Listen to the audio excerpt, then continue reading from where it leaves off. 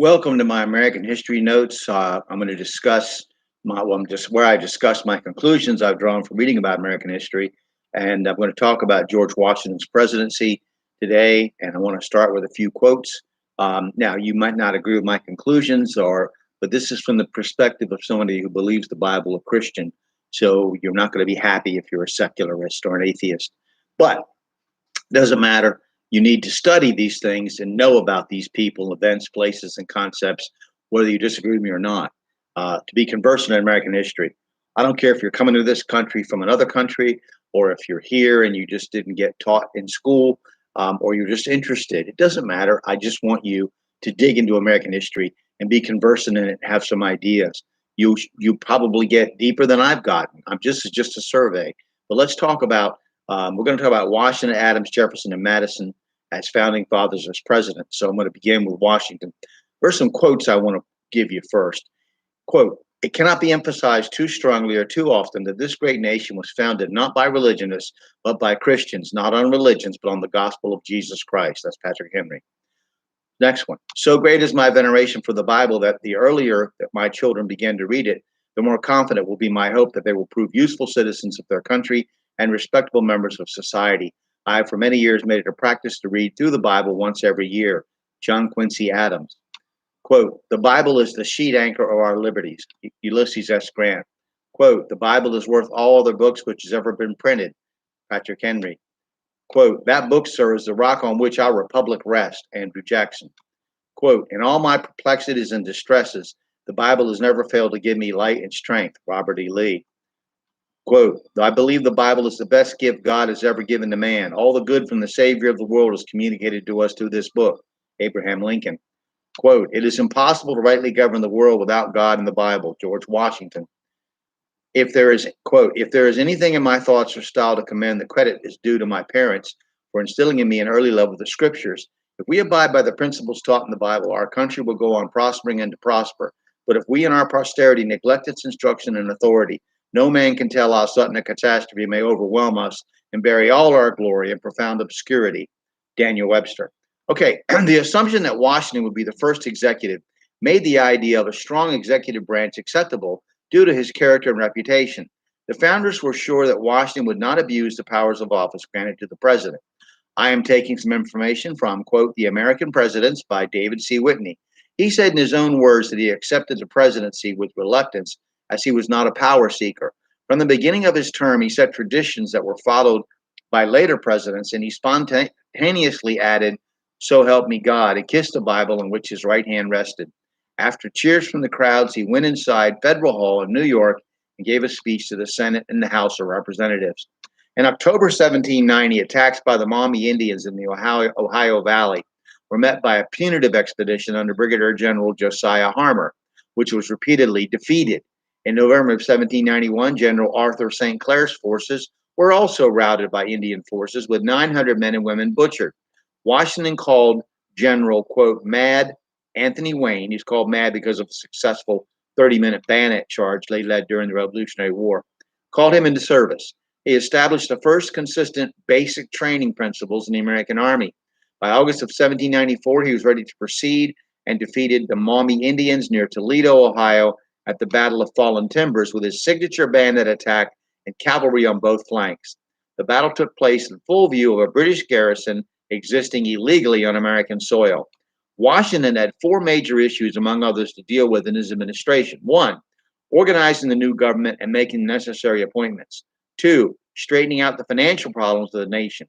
Three, trying to make better relations with Great Britain. And four, negotiating treaties with the Indians, whom he insisted upon treating fairly, winning many friends among them. North Carolina and Rhode Island had not ratified the Constitution due to a lack of a Bill of Rights, which was corrected under the leadership of James Madison in the Congress, and as stated previously, were ratified in December of 1791. Rhode Island had relented and ratified the Constitution in May of 1790, and North Carolina in November of 1789. Three other states were formed during Washington's presidency: Vermont in 1791, Kentucky in 1792, and Tennessee in 1796. Washington established the presidential veto in April of 1792 when he turned down the reapportionment of Congress based on the census of 1790, which granted disproportionate seats in Congress to the northern states.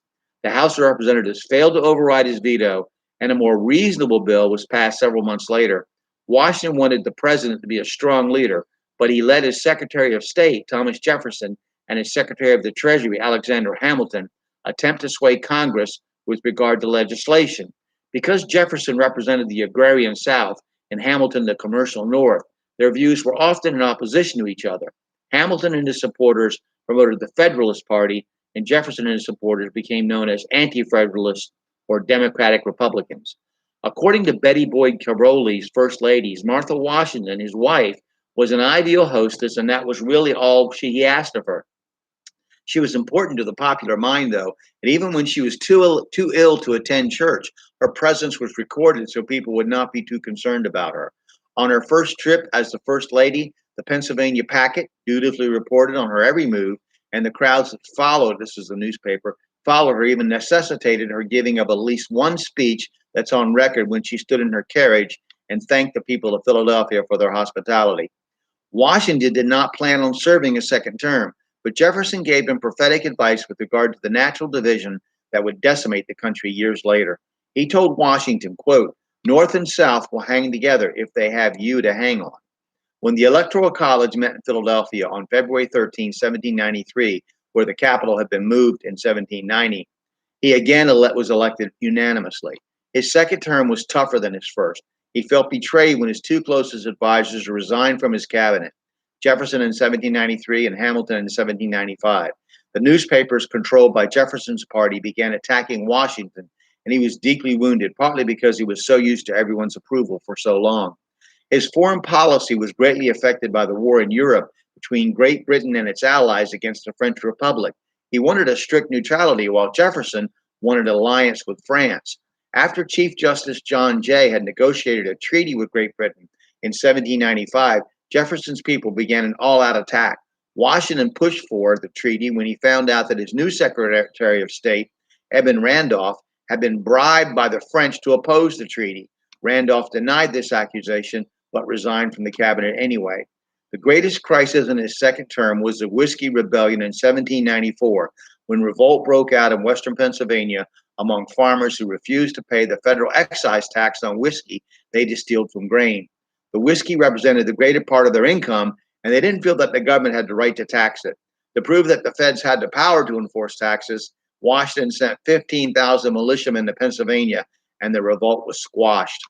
The Jay Treaty helped stimulate trade and improve the economy in his last year. But even though efforts were underway to draft him for a third term, he published an eloquent farewell address in September of 1796, setting an important precedent of the two-term president. He died and was buried in his family vault on his estate of Mount Vernon in Virginia in 1799. One of his former officers, Henry, quote, Lighthorse Harry Lee, gave the eulogy that contained the famous phrase, "First in war, first in peace, first in the hearts of his countrymen. He was second to none." I'll leave it up to you to investigate the myths around his youth, like how he supposedly chopped down his father's cherry tree, and when asked if he did allegedly, said, "I cannot tell a lie." You know, that's just all that. We don't have any proof of that. That's just a pretty much mythology that grew up around him. Martha followed him in death at Mount Vernon in 1802. And we'll stop there, and we have a little bit of talk about revival and things that happened, and then we'll go on next time. I thank you for watching. I hope that this spurs you to dig into your history, study it.